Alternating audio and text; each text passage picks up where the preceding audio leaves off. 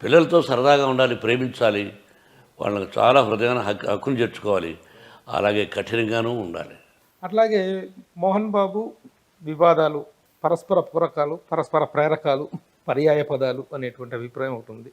దాన్ని మనం ఇప్పుడు కొత్తగా తెరిపేయటానికి ప్రయత్నించి కూడా ఏం ప్రయోజనం లేదు. ఎందుకు జరపాలి?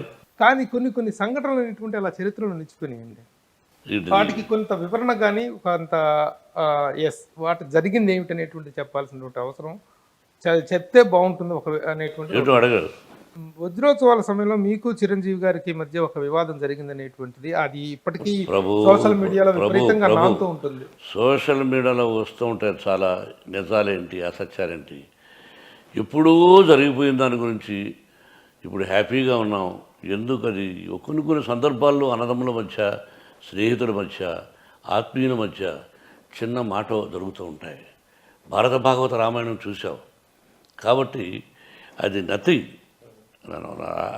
ఆ విషయాలు వద్దు, వేరే విషయాలు ఏదైనా ఉంటాం.